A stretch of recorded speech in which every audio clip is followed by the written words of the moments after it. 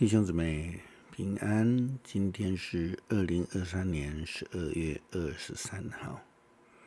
今天的经文是诗篇89篇第1节到第4节，19节到26节，士师记13章第2节到24节，约翰福音第7章40节到52节。今天要跟大家分享的主题是基督。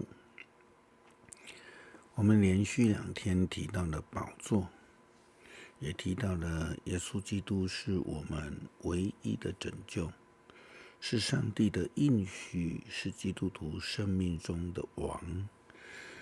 耶稣基督是万王之王，万主之主，他是我们生命宝座上之王。这是上帝的旨意，也是上帝透过他的仆人所立下的典范。耶稣基督的权柄与能力是来自上帝所赐予的，并且要透过上帝的仆人所带来的预言，遵行上帝的旨意所成就的。在士师时期，上帝差派了许多的仆人来带领以色列人征战。士师中有一位比较具戏剧性的人物，他就是拿细尔人参孙。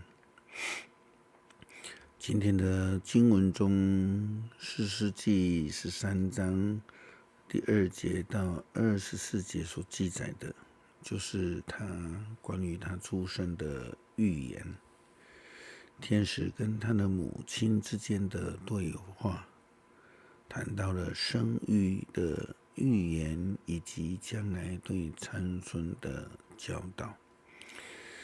经文这样说道：那时有一个但支族的人叫马挪亚，住在索拉城。他的妻子不能生育，没有孩子。上主的天使向他的妻子显现说：你不能生育，没有孩子，但是不久你要怀孕，生一个儿子。你要小心，淡酒和烈酒都不可以喝，也不可吃礼仪上定为不洁的东西，因为你要生一个儿子。孩子出生后不可剃他的头发，因为他一出生就要献给上帝做礼俗人。他要开始解救以色列人脱离非利士人的工作。这女人去告诉丈夫，有一个神的人向我显现，他的容貌像上帝的天使，令人畏惧。